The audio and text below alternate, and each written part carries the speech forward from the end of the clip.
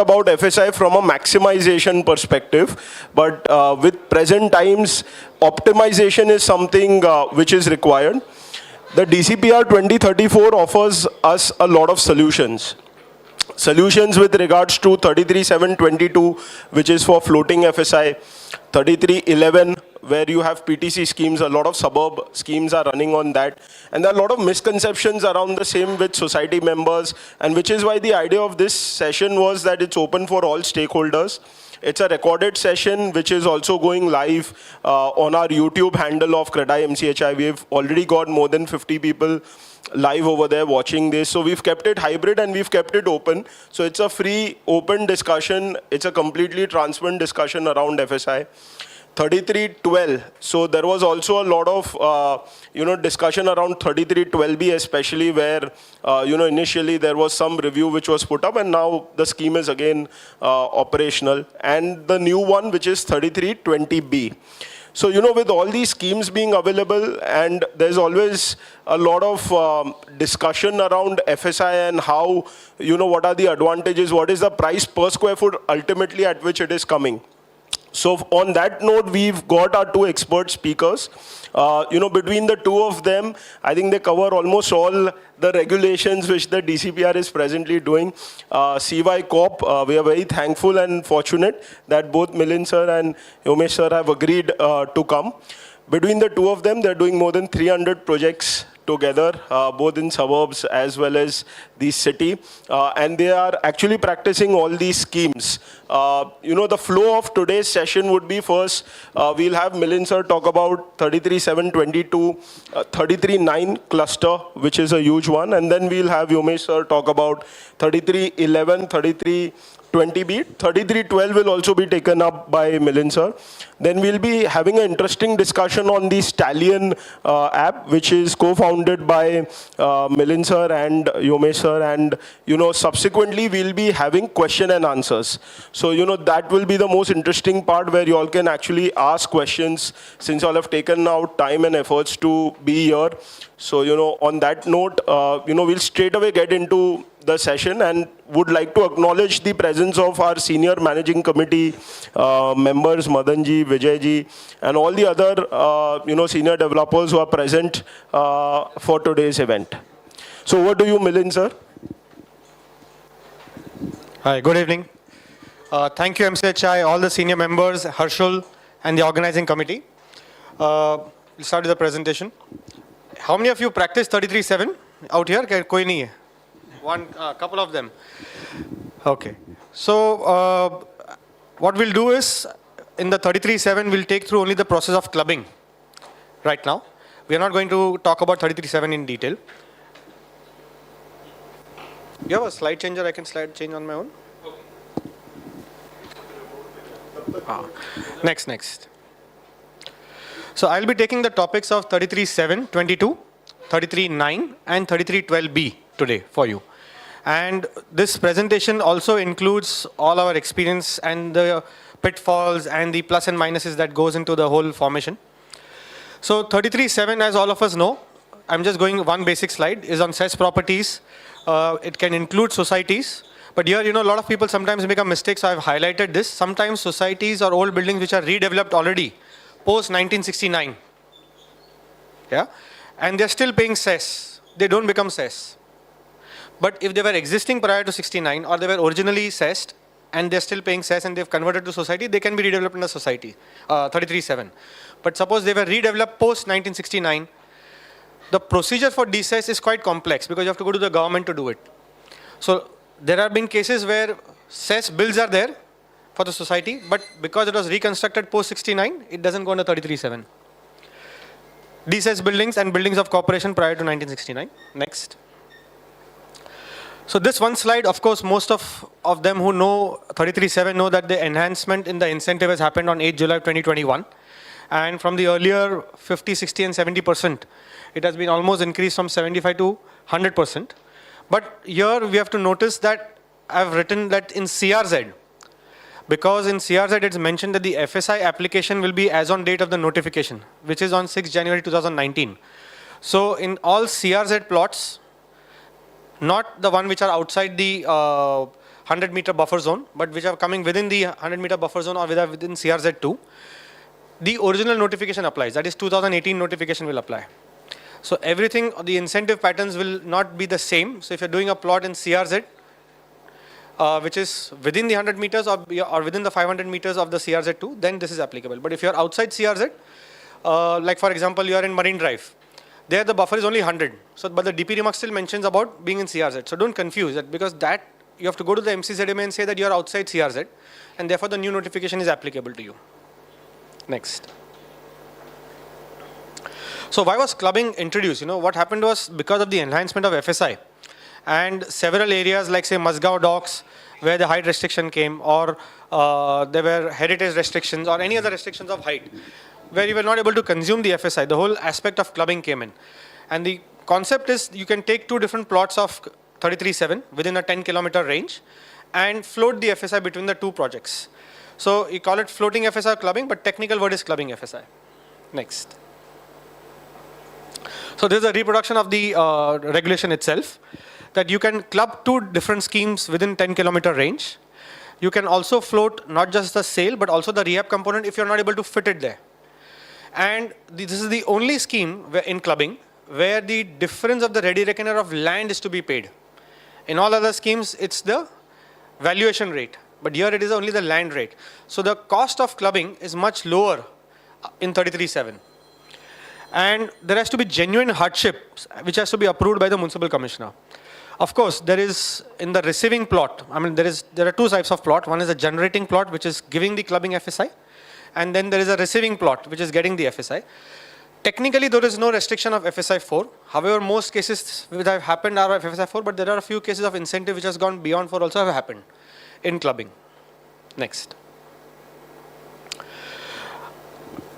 This is a basic calculation. Here, a lot of time we get queries that, if the difference of ready reckoner rate is same or it's nil, will we still need to pay a premium? No. If your ready reckoner rate is higher than the one from where you're generating, and if it's negative, you don't get any discount or adjustments also.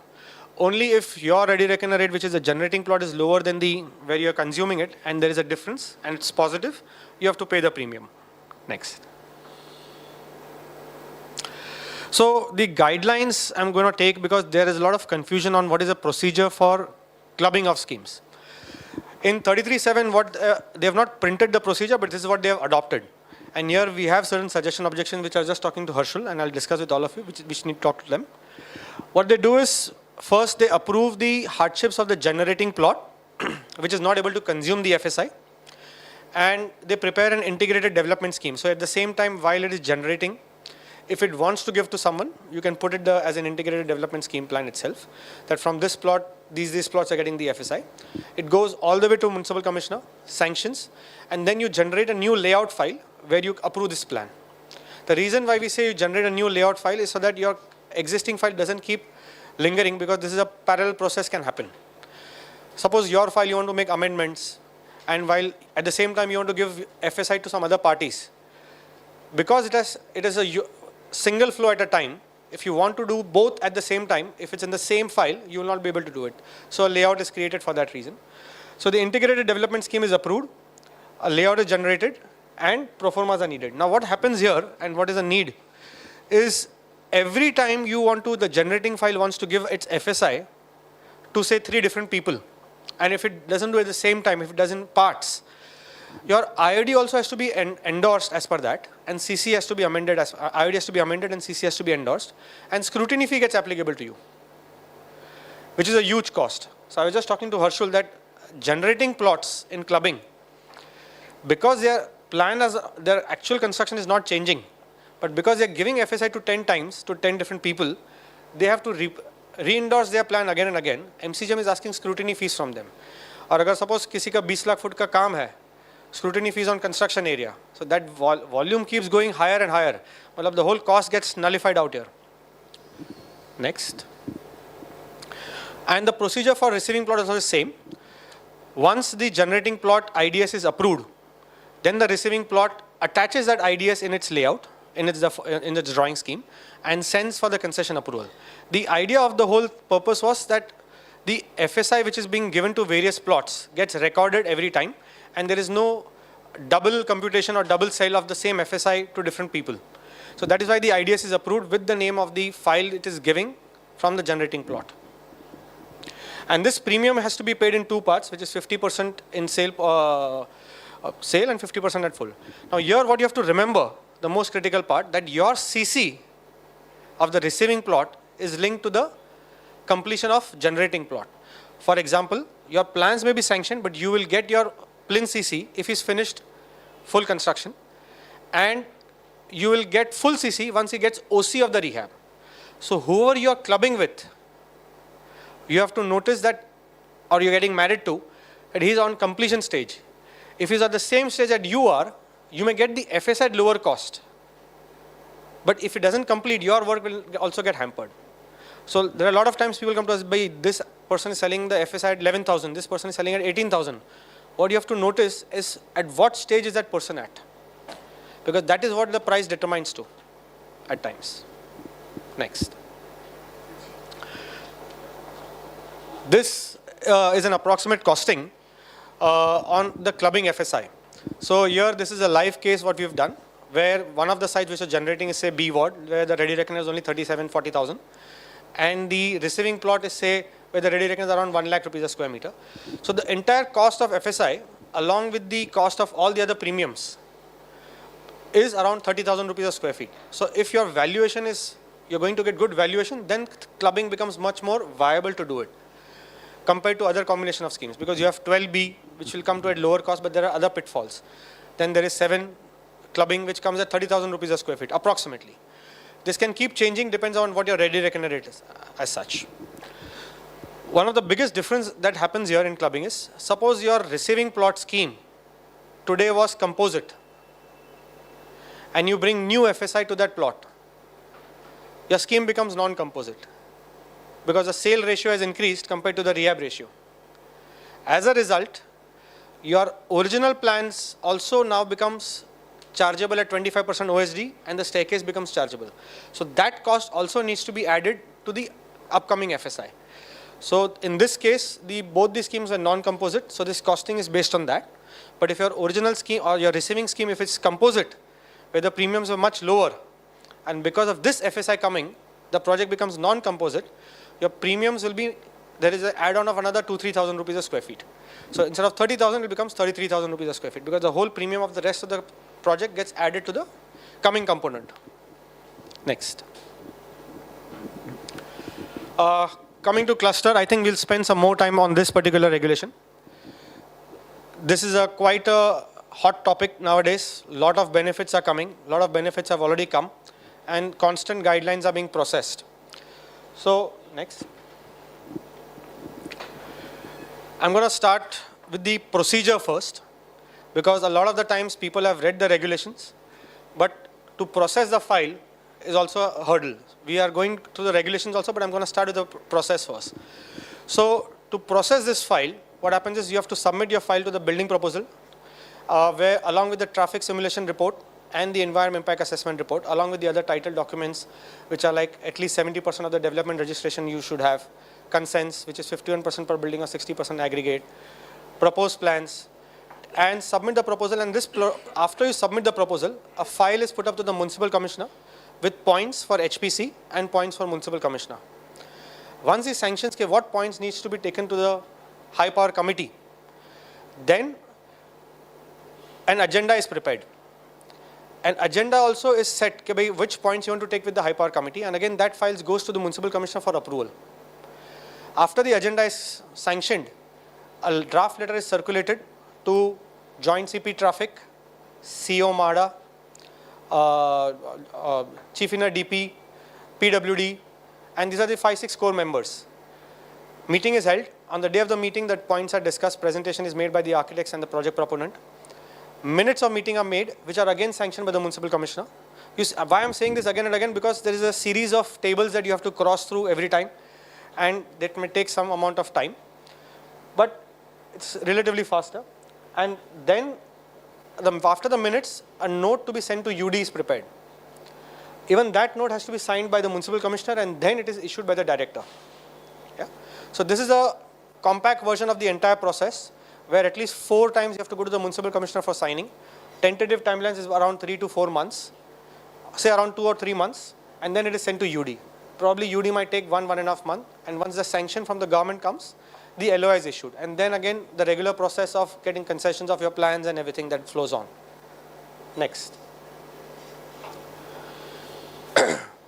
Now, these are some of the key elements while you are processing your documentation. Suppose your land belongs to landowning authority like estate, that is BMC, or MADA, or collector. As per the new guidelines that are recently published, NOC from that department also is required. In this case, what you can do is you can ask for a in-principle approval, because most landowning authorities may want you to either pay some kind of money to them or give you additional units with respect to their land. Till the time that is not being ascertained, you can make an application to give you a formal application to become part of the CDS, and before the final NOC, that can be processed. In case there is any dispute with any of the authorities, then the process in 33 goes to the Empower Committee. Okay. Now again, this Empower Committee till now has not been processed because you have to obtain the NOC, and if the landowning authority is not going to give you consent, it's not going to be processed further. So this is on paper, but it doesn't really happen as such. In case of BMC land, what they've started for tenanted properties or even leasehold properties, that you have to pay them a ready reckoner rate of the entire land at 40%. In case of BMC land. In case of MADA, what they're doing is they are taking the valuation of the land and taking additional units from you, which is very good, because there is a regulation called 33(9) subclause 20, where if a landowning authority asks for additional units, you get 100% incentive also on that. Whereas if they ask for only money, you have to pay the money. You don't get anything against that. So BMC and MADA have been following different practices. BMC is charging you 40% of the ready reckoner rate of the land, of the entire land, and MADA has been taking units. And the certification of the entire, whether it is SES, non-SES, city, suburbs, of the tenants, has to be done by MADA. Only in case of estate plots, where it is municipal tenanted plots, it has to be done by BMC estate department and their ward, respective wards. Whereas if it is leasehold lands or collector lands or MADA lands or anybody, private lands, whether it is city or suburb, has to be certified by MADA. Now the guidelines which came recently is talking about this certification to be processed earlier, which is going to increase the time frame for submission of proposals. So here maybe either HPC will have to recommend or will have to again represent to the government that to allow in principle approval and before issue of LOI complete the MADA certification process. Because MADA itself today is not accepting directly proposals based on cluster, because unless the CDS is approved, they're saying we have no authority to certify these structures. So currently the process is in the High Power Committee. They are directed by the High Power Committee to process certification while the other processes are happening. So if you wait for that timeline, you lose 2 months or 1.5 months. So I think we'll have to work out with the municipal commissioner through MCHI and bodies that you need to instruct MADA that whenever a CDS file is submitted, they also can start parallel process at the option of project proponent. It need not be compulsory if somebody wants to do it later, because he's going to do a lot of other matters involved. But if he is very sure of his plot and the other aspects, at least certification will help him save time. And cluster is the future for the city. I mean, you want to do large scale development, profits is the best possible scheme, which we'll look into the later slides. Next. This is a documentation checklist that you need to submit to the High Power Committee or at the time of submission of proposal to the BMC, where title documentation, consent documentation, PR card, ownership documentation from various landowners, environment impact assessment, tenant list, in case of reservation, user department NOC. These are critical submissions that need to go, based on which only the report is prepared and submitted to the municipal commissioner. If it remains pending, it will become difficult for you to process because High Power Committee will not be able to take decisions. Next. This is a checklist that you need to submit to the MADA, where you need to submit your proofs of inspection extract or prior to 95-96, 3 to 4 public documentation of each tenant for their certification process that he is the owner of the tenancy or the membership. In case of society, GBR is required, managing committee approval is required, and they need to sign the documentation. So this is a checklist for that.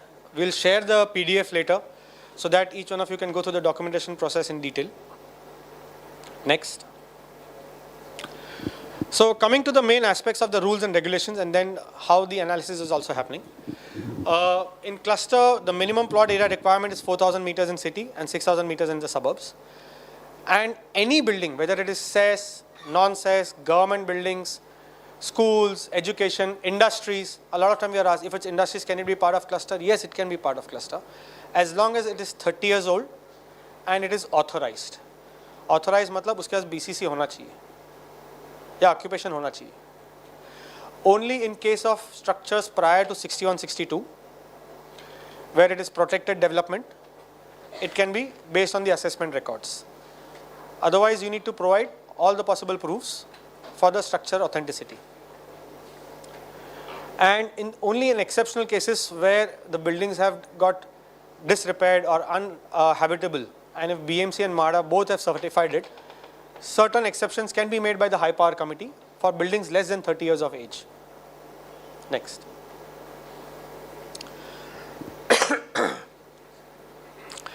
Mezzanine areas are also within the shops which are not approved earlier, can be taken by charging of premium.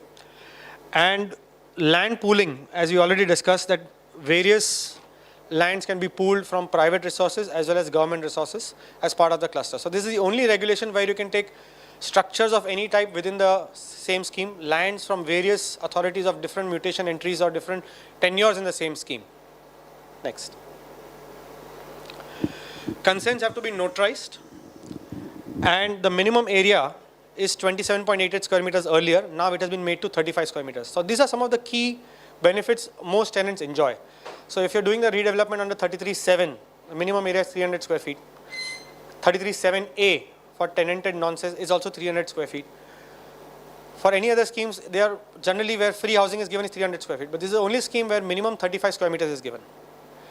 Plus, over and above, there is a table A, which was earlier less because it was only beyond 1 hectare. Now on 8 July, it has been made for more than 4,000 square meters, 10%, more than 5,000 square meters, 15%, and it goes all the way to 35%. And over that, 35% is fungible protected. So indirectly, the minimum area most tenant gets or most members will get at least is 45 to 50%, when nothing goes from your pocket. You need not give the entire area to them because that depends on the viability of the scheme from project to project at times, because there are a lot of other parameters involved. But as an offer, up to this, nothing goes from your pocket, which in any other scheme, beyond 35%, if you are offering to society members in high-end areas, it goes from your sale component. This is the only scheme, larger the cluster development or the CDS, it can go up to 60-65%. So between 45 to 65% or even 70%, depends on the size of the cluster, can be provided to them by law. And the biggest advantage is uske upar pura 100% incentive bhi mil jata hai. So there is no loss overall from giving that higher offer to them. But in case of CRZ, because as I mentioned earlier also, in CRZ, the FSI applicable is on date of the notification. So all the FSI parameters will remain as per the original notification. So if you're doing a plot somewhere which is within 500 meters, either in Pedder Road, Carmichael Road, or Bandra for that matter, and if it's coming within the 500 meters, then the new notification of 8 July 2021 doesn't get applicable to you. You have to follow the original 2018 notification. Any other benefits of premiums and other things are applicable to you because the notification states of CRZ, benefits are applicable from time to time, but for FSI benefits only on the date of this notification. So for any FSI related matters, it will be based on the new notification, whereas any other benefits, if it's premium reduction or any other reduction, can be as per the new notification even in CRZ. Next. The incentive on the left is the incentive available as per the original DCPR. The incentive on the right is as per the new 8 July 2021 notification. There is at least a 30% increase from the earlier proposed DCPR. So this biggest jump has spurred the growth of cluster redevelopment. In last 1 year itself, there must be at least 20-25 proposals which are being processed under cluster redevelopment. और पिछले 10 साल में शायद 3 proposal process हो गए थे. मतलब हुए थे ज़्यादा, लेकिन running proposals are probably only 2 and 3. So this jump has got more feasibility into the project. Of course, if the FSI consumed on the plot is lower, then there is a lot of sharing that's coming in. Then you have to evaluate between various schemes. And I'm sure in the coming presentation by Yomesh, he will discuss about 11, 20B and other aspects which can be done in combination, which will help you optimize. As Harshul was saying, maximization is one thing. You may not always think of maximization. You may always have to think of optimization because the FSI comes at a cost to you. So you need to figure that out on a case-to-case basis. Next. Next. Yeah. Now, in the cluster redevelopment, at least 50% of the sale FSI can be used for commercial purposes. But if you want more than 50%, it's not that it's not doable.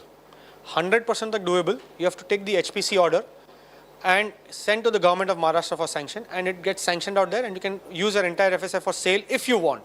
But up to 50%, it is at municipal commissioner level. Thereafter, the minimum criteria is 18-meter road. So for a cluster, it's either 4,000 square meters or 6,000 square meter plot with an 18-meter road.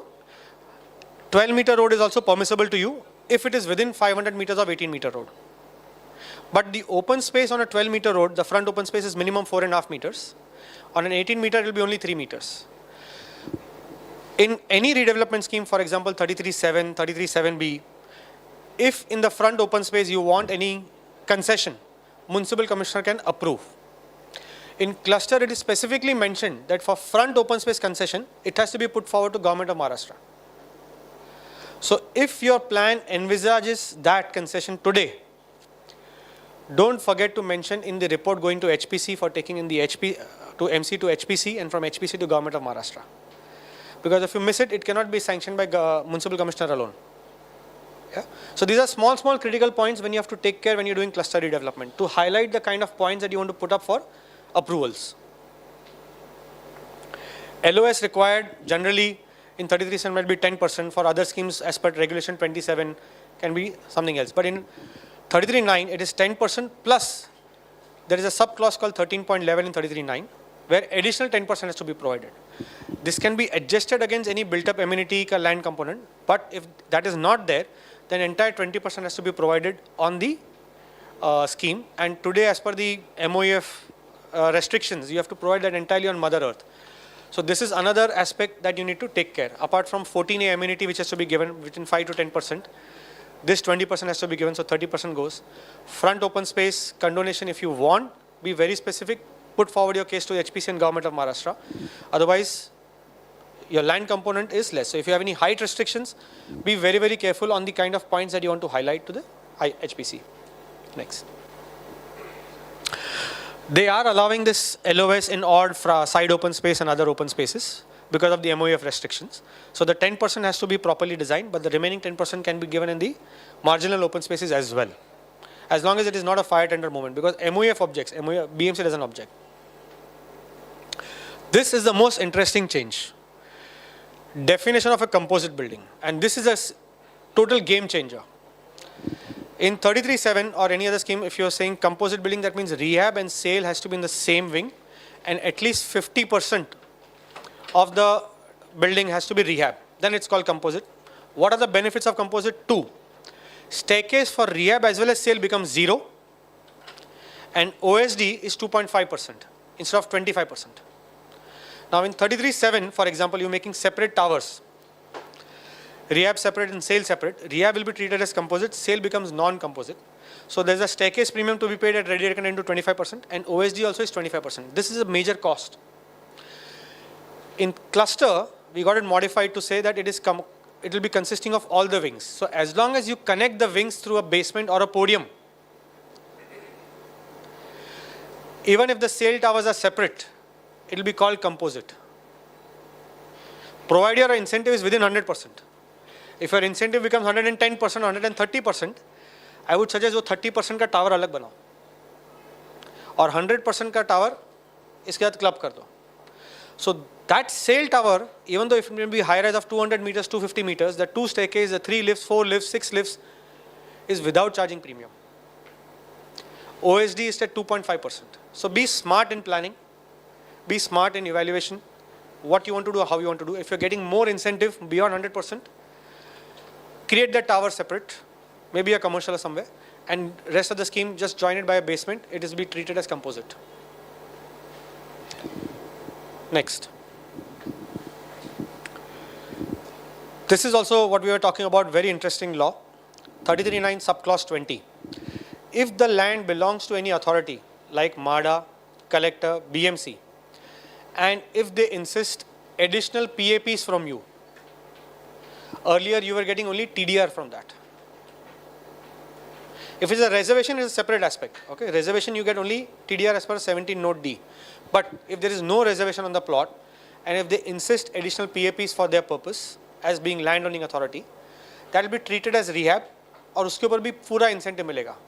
So 100 to 135% incentive which is applicable to generally to your scheme will be applicable out here also. So just against cost of construction, which may be say 4,000 rupees a square feet or 5,000 rupees including some premiums here and there, 30-40 हज़ार रुपए का माल आपको ऐसे ही मिल जाता है. So don't be disheartened that if they insist additional PAPs from you in cluster under 33(9) subclause 20, because it makes a huge difference.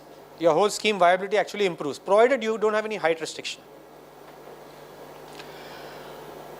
Then there are few points where people are already doing cluster.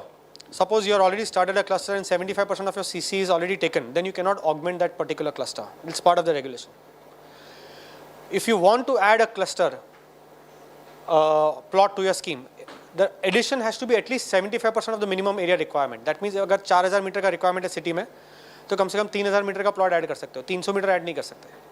So either you wait, augment your plot properly, and then put up the proposal at one go, or if you want to augment, that augmentation has to be minimum 3,000 meters in city and 4,500 meters in suburbs. Next. Also, if you want to do work in parts or phases, that is allowed in cluster, provided your cluster was minimum 8,000 meters in city, then minimum phase, each phase should not be less than 4,000 meters. And in suburbs, it has to be 12,000 and each phase will not be less than 6,000 meters. But at the time of issue of your IOD and CC, if you are only going to work on one phase and not going to demolish the other phase, incentive and everything will be temporarily kept as per considering that size of the plot. So you may exceed 10,000 meters, for example, if you are beyond 12, but you are going to do only 4,000 meters in the first go in city. All the other benefits will be considered as per that regulation. So if you're giving extra to the members, it will be treated from your sale FSI. So when you're doing phase programming, all these aspects have to be kept in mind when you're doing phase programming. Next. Very good intervention by the government on 15th June 2023, which is valid for a period of 1 year. We've got discounts of 50% in the premiums such as development cess and fungible by the government, which is again a huge cost. So when you are trying to do two different schemes of 33(7)B versus 33(9) or 33(7) versus 33(9), if you are able to match the criteria of plot, road width, not just your premiums are reducing because of your planning of OSD and staircase, but even the cost of fungible and development cess is at 50% for a period of 1 year. Other premiums like staircase and OSD, which are anyways marginal, to make it 50%, file has been put up, but it is still pending in terms of approval process. There's no reduction in development charges or scrutiny fee. It's only on premiums. This is the guideline which was issued recently on 13 July 2023 on the procedure to be followed before sending the proposal to Government of Maharashtra. We'll go on to the translation part. So what the government is saying that before you send it to me, the BMC should be sure that it satisfies the criteria of the cluster size and the road width, which is very simple. But it mentions that if there is a land owning authority other than private, uska NOC pehle chahiye. Currently what we were doing is we were taking HPC approval, sending it to government, and we were saying that before issue of LOI, we will bring their NOC. Now it is saying that you need to bring that before. So this may add to the time frame of your proposal going to the government. Verification of eligibility of tenants needs to be completed by MADA. This again is an impediment because the process starts after HPC, and we do not want to spend another 3-4 months with MADA and then send it to Government of Maharashtra and spend 1 year. So this again industries will have to represent that let it be on the architect certification for the time being, and you process based on that, because the government is only approving the CDS. The FSI is being sanctioned at the MCGM level based on the rules and regulations per se. The government is approving the CDS whether from plot boundary scheme. Why it is required is a different issue, but it is approving their agenda or their terms of reference is only for approving the CDS as such, as far as the regulations is concerned. So this needs a representation from the industry. Next. And in case of conversion schemes, which is very simple, the criteria has to be met. That's not a problem at all. The last point what we were talking about and which I was highlighting in the entire presentation, that if there are any relaxation, only and only from planning point of view. So the last point in that GR, which is published just 1 month ago, it mentions that if there are any concessions required, from planning point of view, you can submit it to us. So from MARDA certification point of view, Land Authority NOC point of view, this point does not cover that. Yeah. So this is the basic GR that came on the 13th July 2023. Next. We'll now discuss 3312. 3312 has been in the news for a variety of reasons. It has been widely practiced in the city, less practiced in the suburbs. I think there 11 and 20B has been the wide format of use, and 12 is a more widely format in the city as such. So this regulation deals with structures coming in the alignment of road, or 12A, which is contravening structures, again because of change in TP schemes layout and all that. Under 12A, there's not much been an issue or any controversy as such. Under 12B, there were few certification issues where one person was owning more than one tenement. So they are now linking it to the Aadhaar card of the person. There's biometrics being conducted and online process is being generated. But otherwise, 12A and 12B allows you to enhance the FSI up to 4, even on a 9-meter road or a 6-meter road. This is the biggest difference in the use of 12B against 11, where the road width criteria comes into play, or 20, where again the road width criteria comes into play. Here there is no road width requirement. So even on minor road widths, 12B can be executed if your local ward has PAPs available in the structures coming in the alignment of, and it's available everywhere today. Next. There is a slight calculation difference in city. If you're doing a 33-7 project, the FSI 3 is on gross plot, and we got a clarification issued that when you want to do 33-7 with 33-12, it should not be 4 on net plot totally, but it should be 3 on gross and 1 on net. And in case of any other proposals, whether it is city or suburbs, it will be 4 on net. So let me give you a basic description. Suppose it is a 1000-meter plot, and you have a 200 square meter setback. So you have a 800-meter net plot. And your permissible FSI was, say, 3. In any other scheme, it will be 800 into 3, which is 2400. And if you want to go with cluster also, or 3212B also, it will be 800 into 4, 3200. Now what happens in 33-7 with 33-12 is, it will be 1000 into 3, which is 3000, plus the 5%, 8%, 15%, and 800 into 1. So in 33-12 with combination of 33-7, it becomes 3800, whereas there it will be 3600. I hope it gets clarified. Next. Sorry, I had a slide to that, but next. Now, who will certify the 33-12B tenements? It will be certified by the local ward offices, by the assistant commissioner, and they have to prioritize 3 priority roads as per the new guidelines. And they have to start clearing the structures in a sequential order. Earlier, what used to happen, one structure from here, one structure from other road.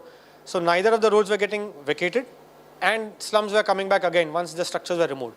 So here, some systematic process has been laid down, where you prioritize 3 roads and you take the structures in one line, preferably tolerated first.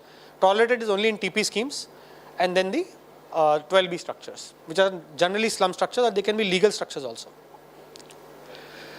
The fungible on the rehab is free, and one can load it onto the rehab tenement, unlike 3311, where you don't give them fungible. Here you can give them fungible.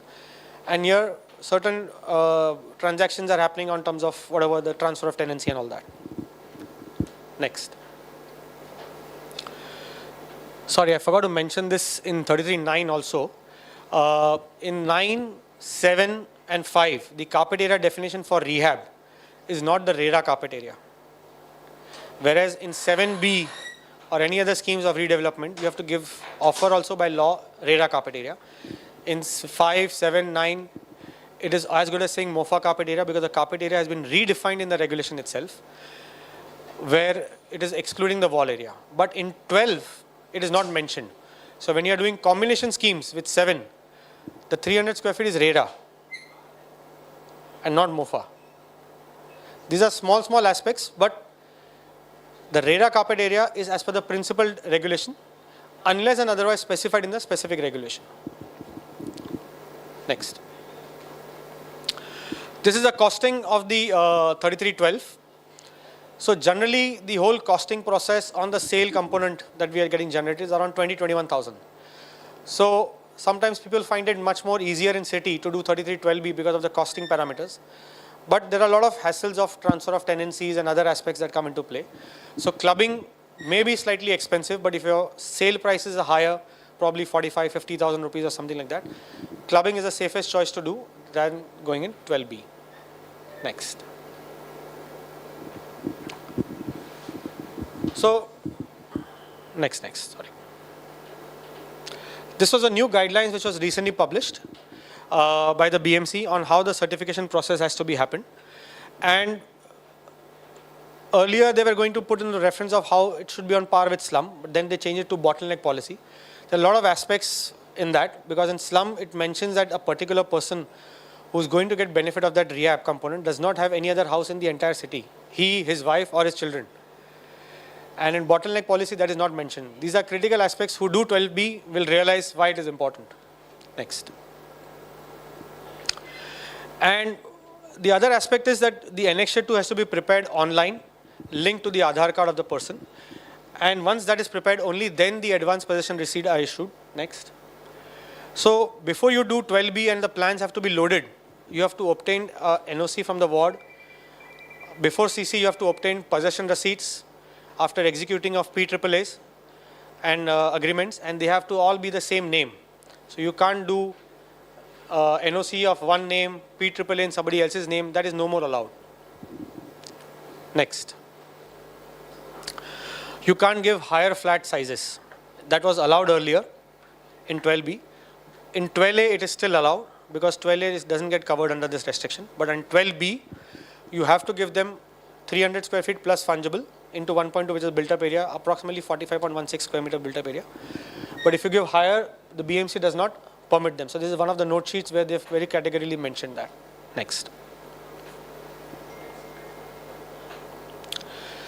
This was a notification that we brought in 2021-22 with regards to combination of schemes with 7 only. So this does not help in suburbs, but there are two benefits out here. One, for the rehab component also, they were charging the staircase premium and OSD premium at regular rates. Here, staircase becomes nil and OSD becomes 2.5%. And only for the sale component, it is being levied now. So substantial relief comes because of that. Next. What I'm going to do is, I've just done a sample comparison between various schemes. Yomesh is going to take over much detailed analysis of those schemes. But when you're doing two types, when to do which combination of schemes, what is the most optimum solution for your plots? Whether it is 11, whether it is 20B, whether it is 9, depends on certain factors, either plot area, ready reckoner rate, and those aspects. So we've taken location, case 1, where suppose the plot area is same, 6,300 square meters, the land rate is 66,250, and the rehab component is what we have generated. We've kept it standard for all of them. And in this case, next slide, we are not doing combination schemes. So in 3320B also, the PAP is proposed in the same scheme itself. If you do combination schemes, which is with your TDR and additional FSI, Yomesh is going to cover that for you. But if you're going to do a pure scheme on the same plot itself, and the ready reckoner is lower, and the plot area is 7,400 square meters, this is what your costing comes to, approximately. Just go next. Before. Next one is the costing. So the cluster comes to almost 5,000 rupees a square feet from premium perspectives. your 11 comes to 6,169 and your 20B comes to 6,300 square feet approximately. So here 20B becomes slightly more beneficial, marginally more beneficial than 11. Whereas cluster, because of this is excluding the 50% discount. Because of the staircase premium being nil, the OSD becoming 2.5%, based on that the whole valuation has been worked out. It's almost 5,000 rupees a square feet. And going to the next case where the ready reckoner rate is higher, more than 1 lakh rupees a square meter. Next, keeping the same parameters. Here, the cost of FSI in 9 is around 6,600 rupees a square feet. In 11, it becomes 7,860 and 20B has substantially increased. So, when the ready reckoner rate increases beyond 1 lakh or 1,10,000 rupees a square meter, 11 becomes more feasible than 20B is what our analysis is. If you are able to do 9, it beats all of them. But if you are unable to do 9, then 11 is more feasible in case 2 as compared to the case 1. That's it. All right, thank you. Thank you, everyone.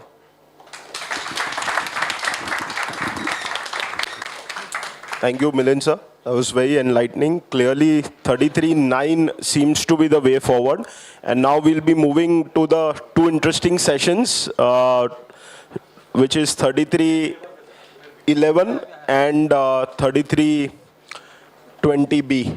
So for that, Yomesh sir, you can start the session. Lovely, thank you. So you've already seen 3 heads of enhancing your FSI. 7 पहले ही 7 में FSI बहुत ज़्यादा था, ऐसा हमको लगता था suburbs वालों को कि 3 क्या FSI ले रहे हो आप, और उसके ऊपर आपने क्लबिंग कर दिया है, तो मतलब now you are reaching the moon. Of course आजकल सबसे dangerous is the scrutiny part. Scrutiny fee थोड़े दिनों में शायद प्रीमियम से महंगे हो जाएंगे, ऐसा लग रहा है. So nevertheless will go to the PPT. 33.7, 33.9 as rightly said by Milind beats everything. You are not buying FSI, you are not buying TDR, everything is at ready reckoner का value. TDR is going at TDR price is better than the stock market. It is right now going at 80% for slum TDR and 67-68% for reservation. अगर अपने पास होता तो हम लोग market के बदले इसमें भी पैसा लगा सकते हैं. I think we'll get good money returns. So let's go to the slides again. Back from CY Corp. C has completed his. Y will start his. So I'll start with 33.11. Let's go slowly, or maybe Tej, you can take over, going slow side by side.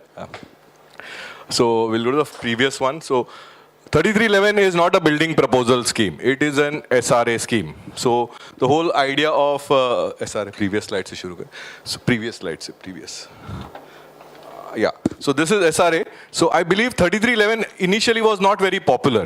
क्योंकि जैसे ही आप SRA सुनते हो, people, societies तो definitely did not want to do a 3311 scheme. क्यों? SRA में हमको approval नहीं चाहिए. We want a building proposal approval.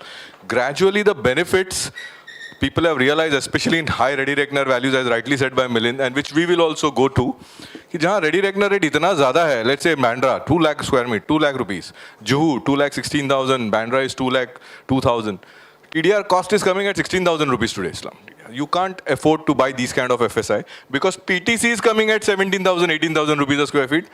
उसका आधा करेंगे तो हमको खाली 8, 8.5 में पड़ेगा. The only question you have to understand, ये PTC आगे वाला बनाएगा क्या? अगर उसने नहीं बनाया तो हम लोग इधर ही उड़ जाएंगे. So let's go to the slide stage. Thank you. So 3311 scheme, reservation not allowed. Good part is that schemes are not allowed in reservation, but 3311 scheme last year got into gross plot area, including road setback FSI you get. So FSI is very high. Same thing, rightly said, Milind, 12B is the only exception where 9 meter road and even 6 meter low-rise building. Everywhere else you need minimum 12 meter roads. So आपको 3311 के लिए 12 metre का road होगा. Plot area restriction नहीं है. 3311 originally was a scheme which was supposed to be clubbed like 20B only, within 5 kilometers or the adjacent ward. But there is a rule in 3310 which allows clubbing with a 3311. And in that case, the clubbing is between western suburbs to western suburbs, eastern suburbs to eastern suburbs, and city to city. So those who are doing 3311 actually benefit from that clubbing. And people in Bandra are actually clubbing with Dahisar also. Possible, same thing in eastern, Milind can club with even the Ghatkopar area. So that's one part, 3311 clubbing. Consent, society, layout open spaces is less. This is a great part. And considering the new Supreme Court judgment which is blocked up, layout open space is becoming a big real pain. And plus, if it is an MOEF project, then you are in a different toss only, because Mother Earth, we can really find another mother, but you really don't find space to get Mother Earth per se to do. कि कहाँ मिलेगा? Premiums, absolutely fantastic. SRA में आप किधर भी जाओ सब सस्ता है. Even the scrutiny fee is lesser. हमारा scrutiny fee 100 something rupees है, and their scrutiny fee is 7 rupees. मतलब क्या कर रहे हो आप लोग? मतलब बच्चे की जान लेंगे ये लोग. So that's what is happening. So SRA is very lucrative on numbers. Excel file, fantastic. We'll come to that. Installment is available also there. Scrutiny fee, this is why I highlighted it, very, very low. Seriously, very low nowadays. And as said by Milind, the moment you amend it, you pay scrutiny fee on entire, now it's become on construction area. That's another pain. CC is granted proportionate to work to the PTC. 1:1, that is what it is there. Ideally, I'll just go through the main heads. Unlike building proposal, submission of, like Milind has touched base into the process of everything. So let's understand, SRA application process is not as simple as building proposal. It is a little tricky because you are going to follow everything that the SRA follows. So SRA को आपका engineering section, finance, city survey and town plan, luckily इसमें वो encroachment और वो slum वाले नहीं है. You have to prove your engineering will check the regular one, DP remarks, survey remarks, etc. Finance department wants to know what money, which company, etc. City survey and town planning, we'll just go through it very, very short, very briefly. So this is the requirement of CTSO. So CTSO is normal, ownership document, CTS plan, etc. Let's go to the finance part. Then finance is what? There's a partnership company, you have a different requirement. You have a private limited company, you have a different requirement. So partnerships will have to do all this, private limited have to give all this, audited balance sheet, 3 years, etc., etc. For a building proposal, nobody is asking you that. But in a SRA scheme, you have to start with year. So this is the key part, which can be a hindrance for a new company. And generally, you guys prefer to have a new company set up for a new project. So you'll have to think on those lines. Go to the next one. Planning division is regular like building proposals. We'll go to the next one. So coming to the FSI part, very lucrative, 12 meters, 18 meters. Island city, not so lucrative because the sharing scheme is 63% goes to PTC and 37 goes to the sale. So this is something which is something which does not really suit most of the cases. In suburbs, it really works well, 50-50. So that's a great part. So and basically if these PTCs are coming at 17,000 divided by 2, 8,500 FSI is very cheap. So this is a great part. On the plot area, excluding the notification on gross plot came area on the 14th of July. Pehle it was on net plot only after the road setback, but now it is including road setback. So that is why the FSI is further enhanced. So 3311 has become even more lucrative. Of course, it is not applicable on SDZ. SDZ is still in limbo. That is the only EP that is left. These are some of the rules, I believe. 300, we should just look at 300 square feet. Commercial tenements have to be these areas. Moment you go into SRA now, they don't talk of fitness center. They call it Anganwadi and other things. So you have to give within your 3311, you have to do all those things. So you can do that. The zonal FSI, 25% shall be used for purpose of shop. This is what they ask. But even in our case, there is the exception given. CEO SRA can waive this condition also.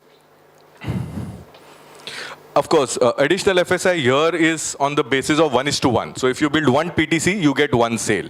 So this is especially important because PTC and sale is 1:1 means when a clubbing scheme happens, like what Milind had shown in his presentation was where you are building your affordable housing or PTC within your own plot and doing sale. So you are offsetting construction costs with FSI.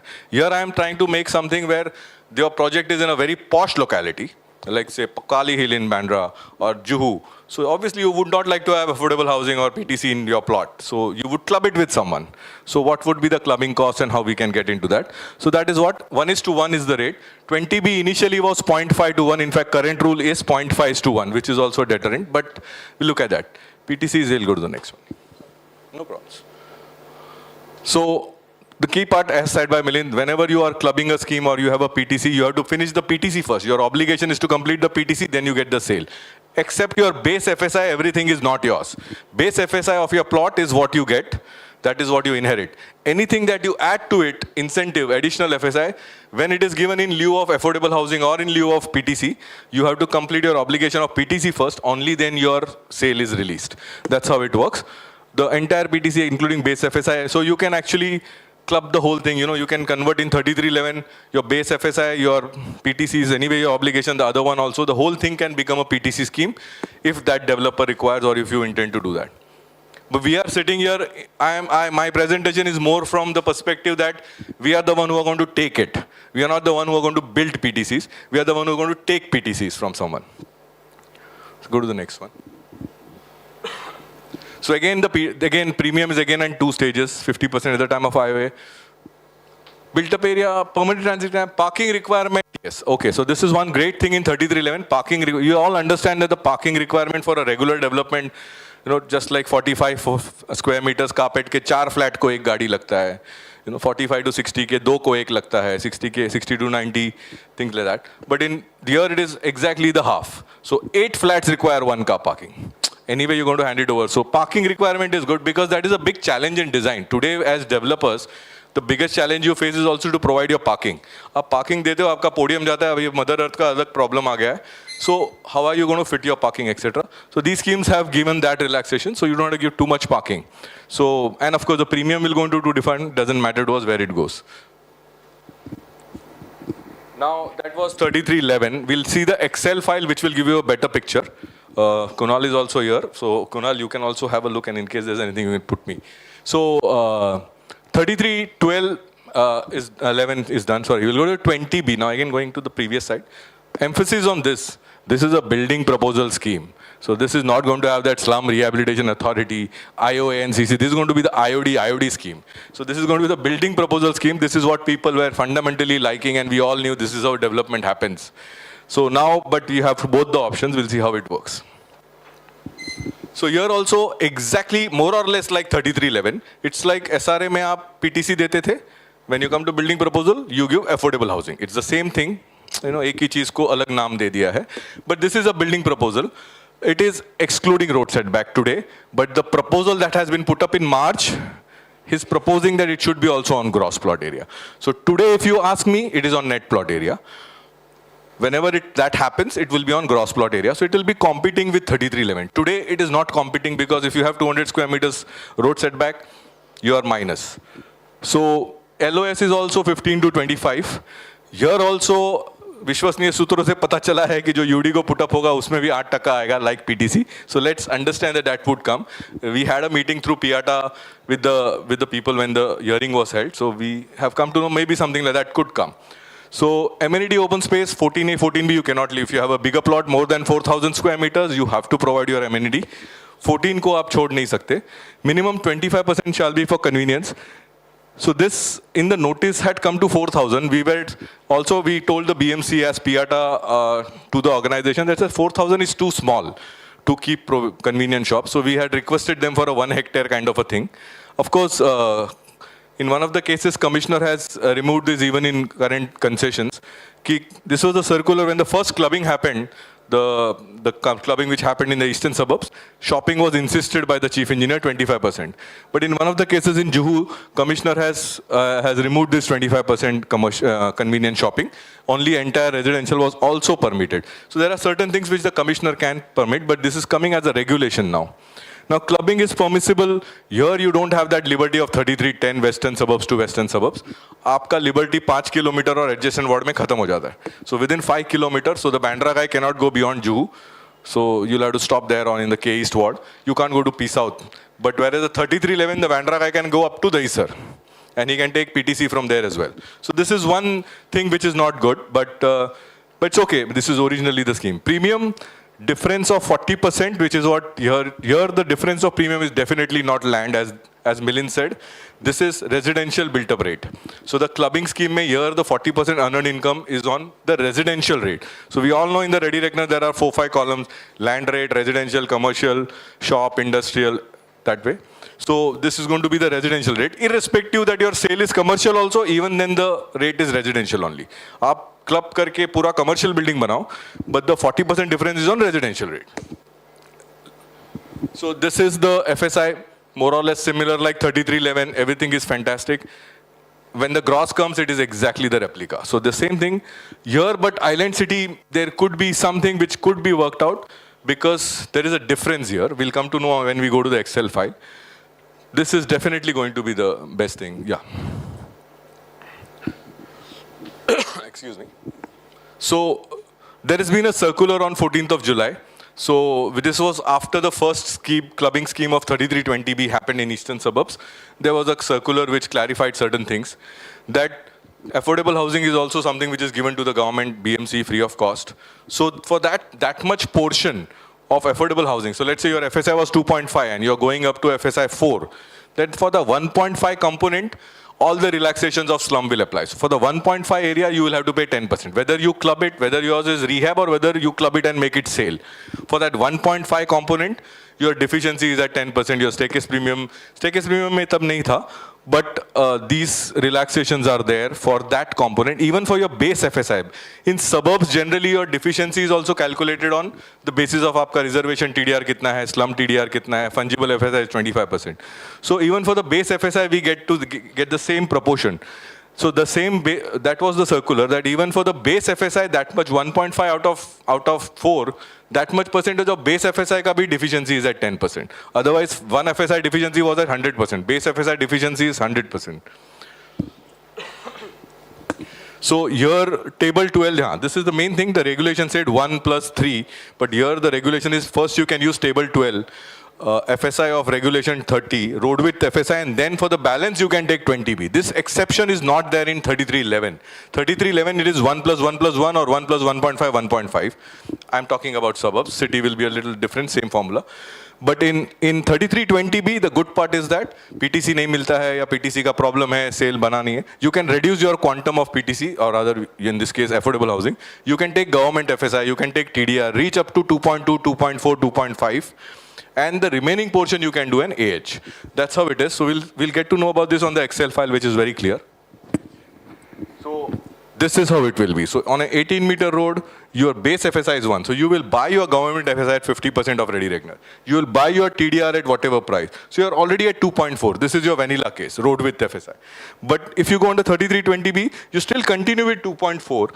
Only for the 1.6 area, you will be doing 3320B. So your component here, otherwise in 3311 would have been 1.5, which comes down to 0.8. So your component clubbing is very less in 20B. This is only 0.8 and 0.8. 0.8 affordable housing and 0.8 sale. So we'll come to this on the Excel file, which we'll show later on. So this is just a chart of all the tables in Island City, how it would club. So this is something when it comes to you in a PDF format, you can just go through it. It's just how it would work. 2.4, 3 FSI, what is the clubbing, what is the AH, what is the road width FSI, what is the 20B FSI for AH and the sale. The premium for relaxations, now this is something, again the 4th July circular. We have already spoken, deficiency is at 10% for the proportionate FSI. Base FSI is also proportionately at 10%. This is something which we already discussed. So how I consider the base FSI as per this calculation? 0.8 out of 1.5 is 0.53.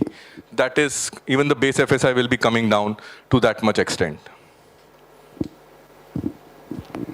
Offsite, now what happens in case of building proposal when you go, no? You have this development charges and development cess. Because the moment you go under regulation 30, you have to pay development charges and equivalent development cess, excluding base FSI and fungible. So we are not going to pay development cess for fungible and base FSI, but for everything else you have to pay development cess. But we are going for affordable housing. Affordable housing is beyond the road width FSI. So, and the affordable housing says that you have to pay 7% infrastructure charges. So BMC building proposal is in a coma. You have come under regulation 30, so you pay development cess also 4%, and then you go infrastructure charges 7%. So it's a double whammy, which should not happen. So in the proposed modification, we have eliminated the infrastructure charges. So that will not come, but the development cess would come.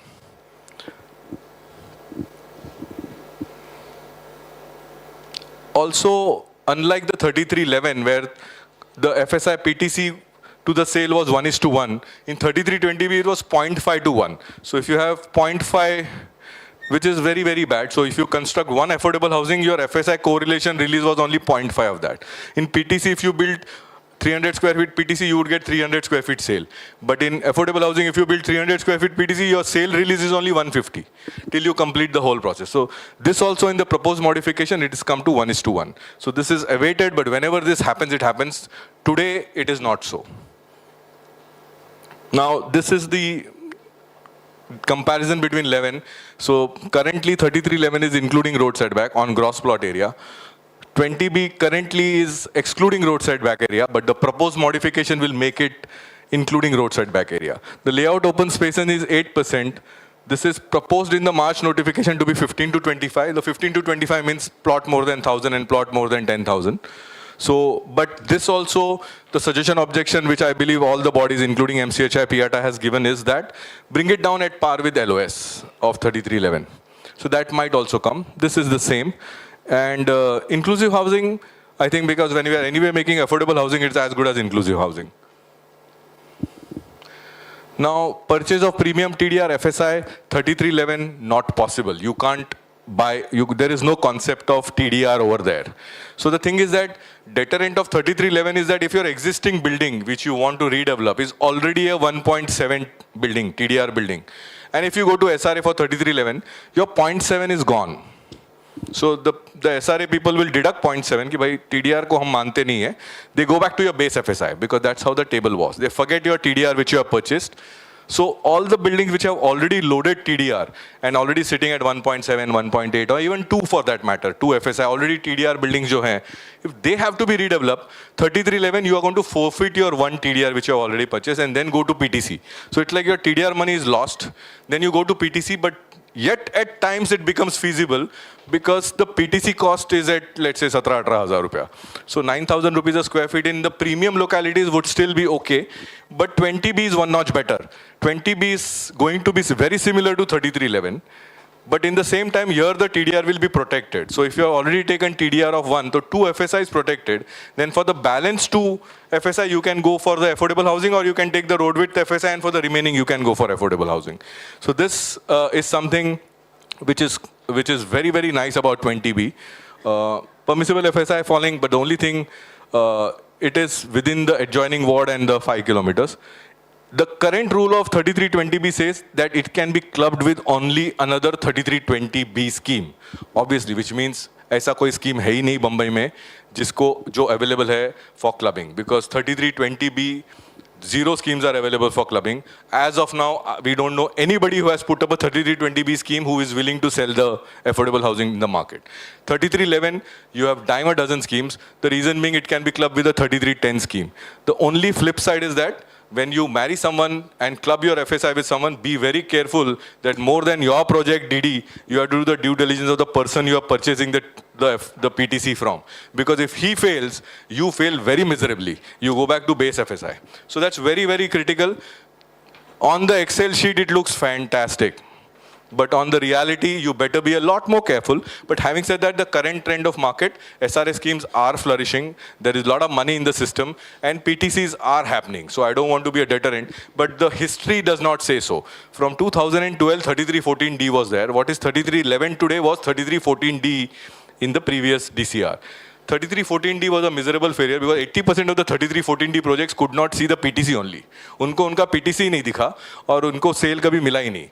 So that was a big sad part. But today times have changed. The market is good, everything is good. PTCs are happening. But don't expect that 100% PTC is what is promised to you or sold to you is going to happen. So just be a little careful of what you do. So not a deterrent. SRA, BMC, good thing, but gradually along the time now, the societies are also accepting कि आप मेरे को 55% ऊपर से दे रहे हो and redevelopment under 3370 road with you are giving me 35%. आप SRA में डालो या किधर भी डालो, I am happy to take the more area. So societies have become more greedy. So in fact, societies are actually more like developers only. They probably make more money than you guys do after building the building. So that's one part. Commercial area required 25%. 4,000, we have asked for 10. Let's see how it works.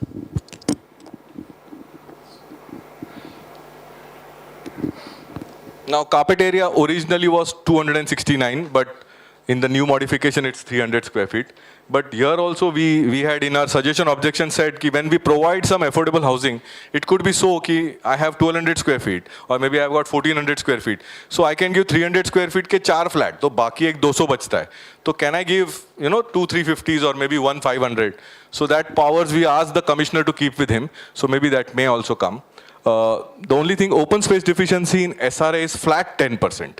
Obviously, in 3320B, if you take fully 20B, if you don't take TDR, government FSI, here also it will be 10% only. But what will happen is that you are going to reduce your risk by taking as less affordable housing as possible. So you can go with your government FSI TDR as per the market. Then when you buy government FSI and TDR, your deficiency will be, for government FSI it is at 100%, for slum TDR it is at 10%, for reservation it is at 100%, and fungible is at 25%.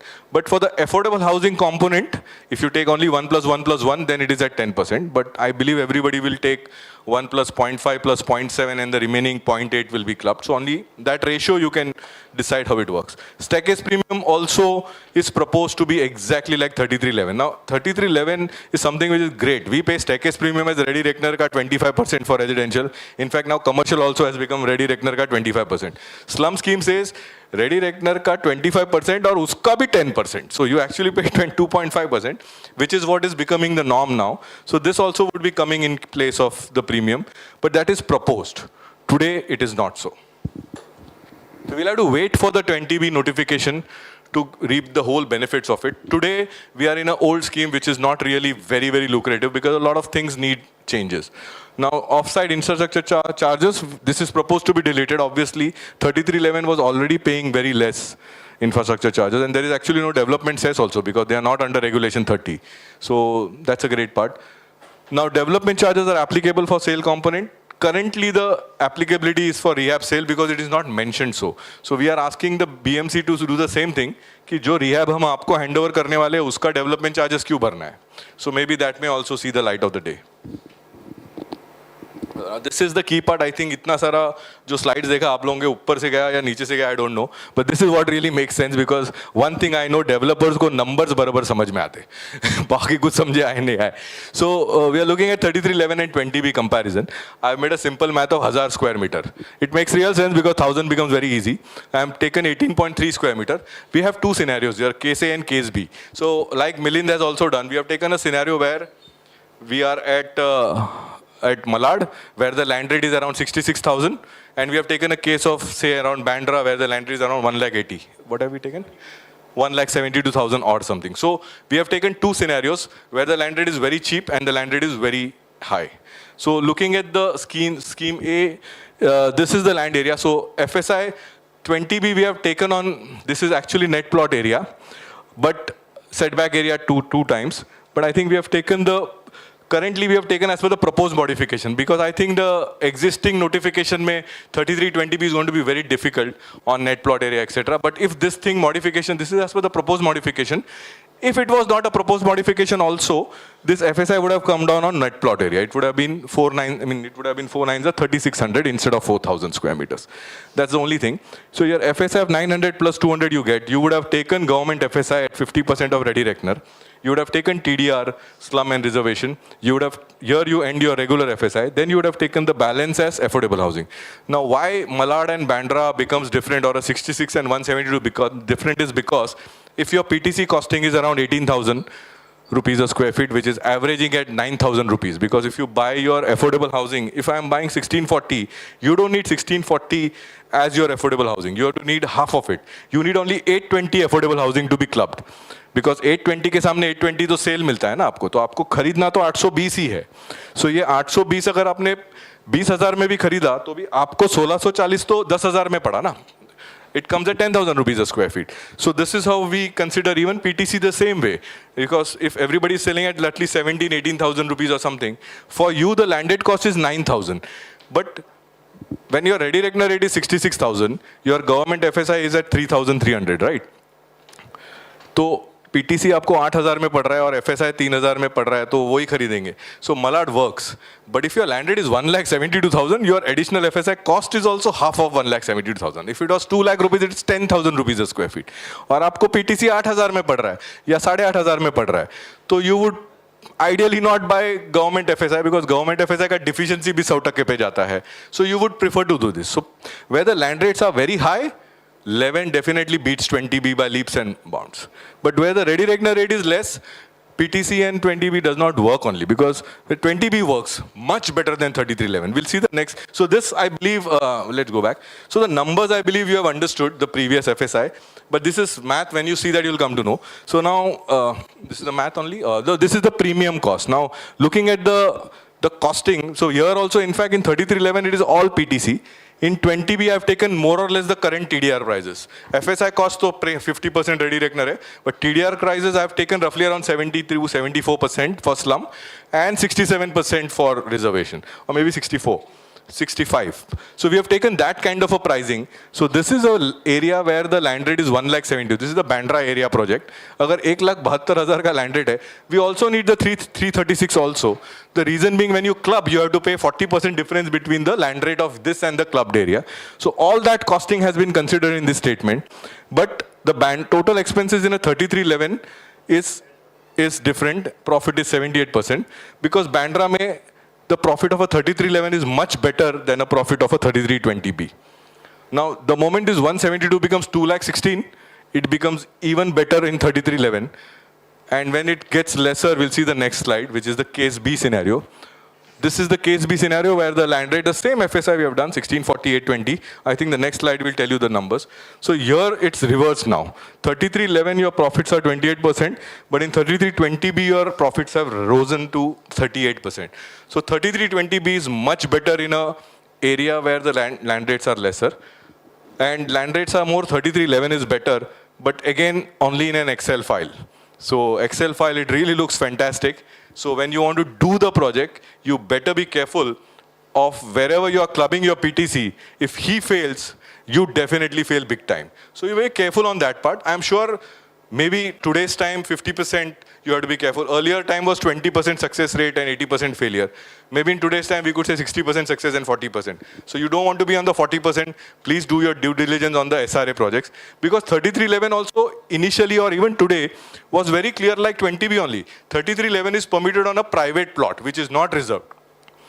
अगर vacant plot में किसी ने भी 3311 नहीं किया है, जितने भी 3311 और 3310 स्कीम्स है, वो सारे स्लम प्रोजेक्ट्स पे ही है. And we all understand how slum projects progress.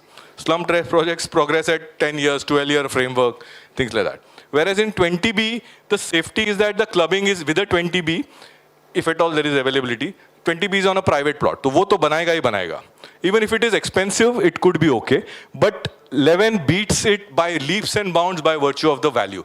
Because a 20B guy today will not be able to sell for less than 30,000. And that also is modest. Maybe it could be 40,000, depending on the land cost, unless it is in a bad location. Whereas PTCs are absolutely handsomely or easily available at around 17,000 also. So that's one key part which you have to understand.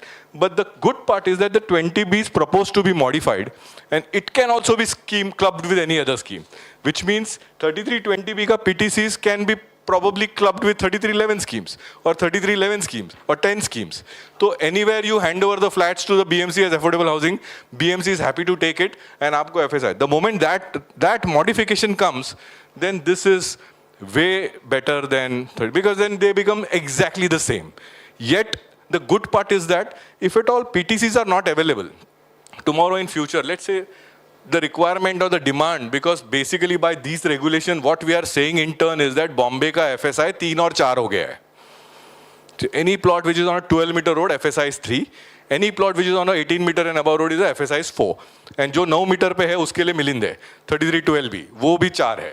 So basically in Bombay FSI तो 4-3 है, उसके नीचे हम बात ही नहीं कर रहे. और उससे भी अगर भूख नहीं पड़ रहा है तो हमारा 33-9 है. उसमें तो existing plus entitlement plus incentive और उसके ऊपर जो like we are talking like FSI 10 also.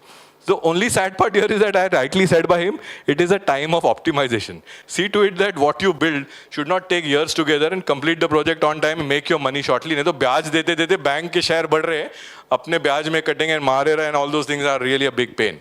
So that's one part. That's what I wanted to say. I believe that's the last slide. Lovely. So thank you so much. This is what I had to say. Thank you for your patient hearing. Thanks a lot. Extremely rich on content.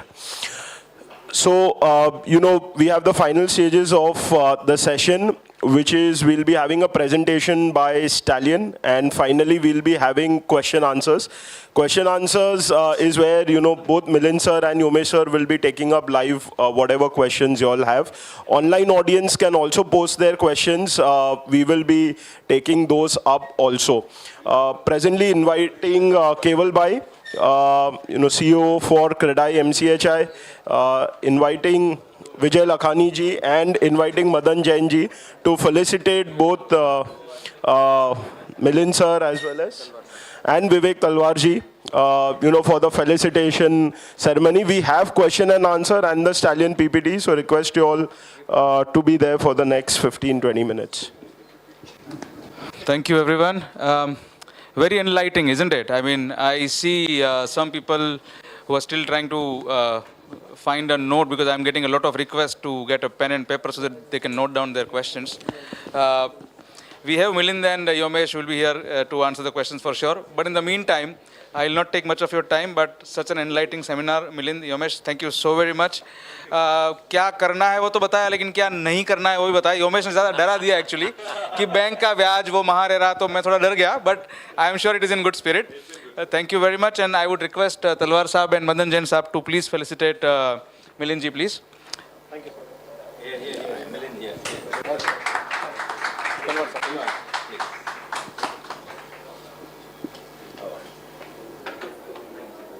Thank you. Thank you. Thank you, Talwar Saab. Thank you, sir. I would also request Vijay Lakhani ji and Talwar Saab again to felicitate our very own Yomesh Rao. Can I please hear a lot of thank you, thank you.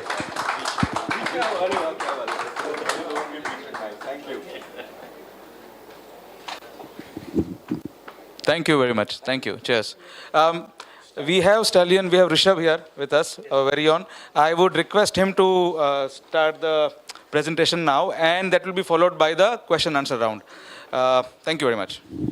So quickly, I'll request Milind sir to introduce about Stallion. It's his pet project, it's his passion project, and over to you. So it's a passion project between all of us, me, Yomesh. Actually, let me give you a slight 60-second brief. During COVID, we started this whole development of the app. And what we realized, while we were all sitting at our homes, our companies had ERP software, but there was a separate software for the site management. There was separate software for sales management. There's a separate software for vendor management, and various different softwares. And during COVID, interconnecting them was becoming difficult. And each team was working differently, and certain ERP softwares needed dedicated people to have data inputs. So we wanted a much more smoother for all our running projects. So we got this idea of building the Stallion, and we started running on our own projects first to see how it's working. And this app, it does not just have, of course, Rishabh will take it in detail, but it also got tenant management. It's got permission management. Now, these are the modules which are not there in any ERP software, where how tenant management can be done online, how permission management, and how even various integration can be done in the permission management with the quantum of work being done on site. So I hand over to you, Rishabh. You can take it much more in detail and explain it to all of us. Hi, good evening, everyone. I'm Rishabh Pawar. Allow me to have a seat and take you through the walkthrough about the Stallion software, as I myself will be taking you through the interface and the UI about the software, please, right now.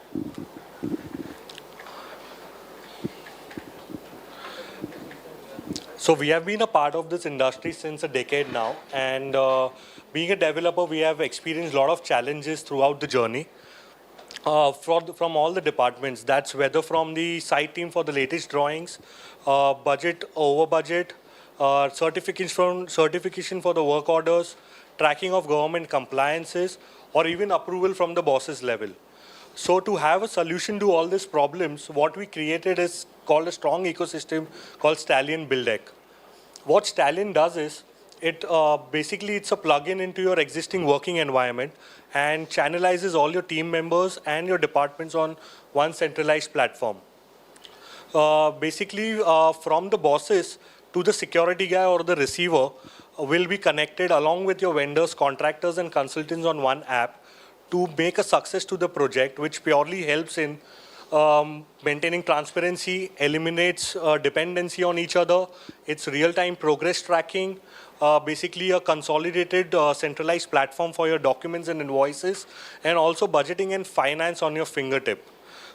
Unlike any ARP or CRM software, this Stallion Build Deck is accessible on Android, iOS, Mac OS, and Windows, not giving a chance for any team members to give an excuse to not to work while they are not at the workplace, but just to keep updated about 24/7 on the software, whichever mode of medium they choose to wish for. Basically, it's so simplified that even a person who uses WhatsApp can run this Stallion software without any training. Stallion is compiled with 15 core modules, and it's a one-stop solution for all your projects.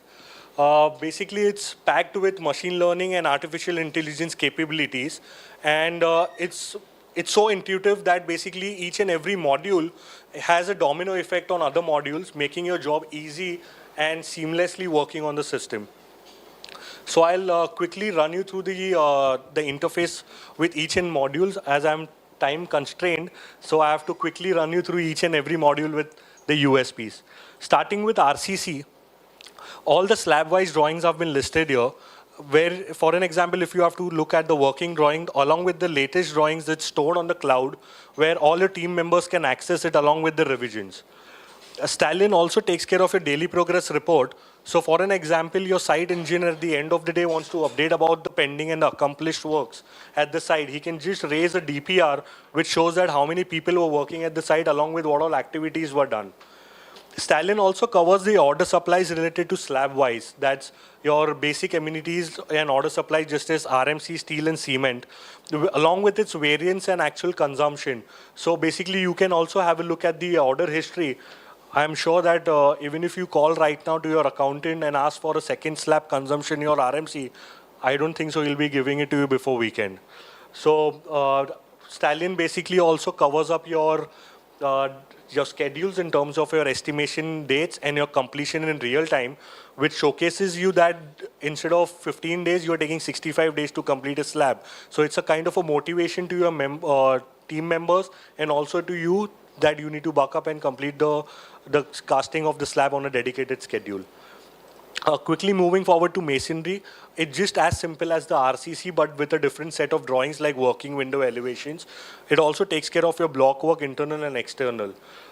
I'll quickly move forward to the account management, which is a combination of your purchase order and work order.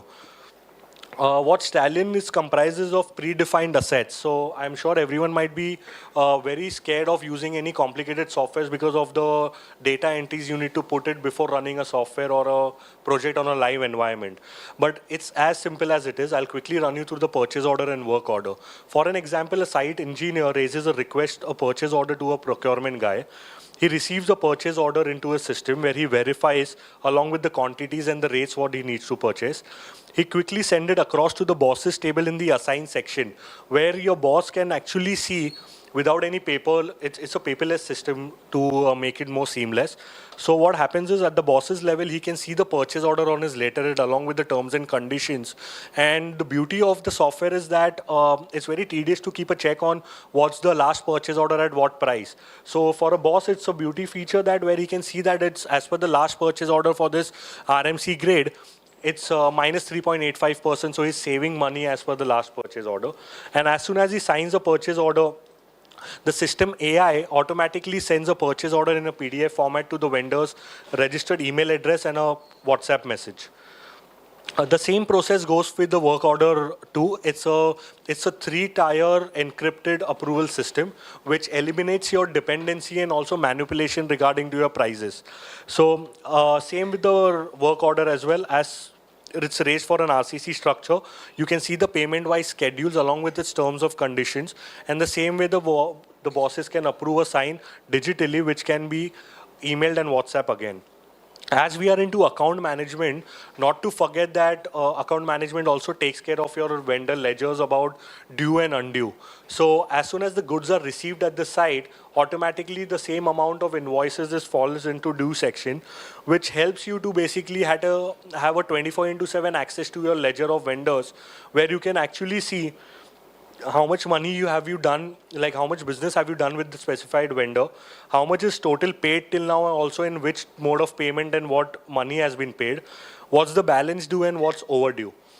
But with systems AI, The beauty about it is that as per the due, whenever the credit cycle is completed with the vendor, it automatically falls down into overdue, and the system automatically sends an email to a accounts department in a tabular format, so that they don't have to basically keep a note of it manually or make a note in the system.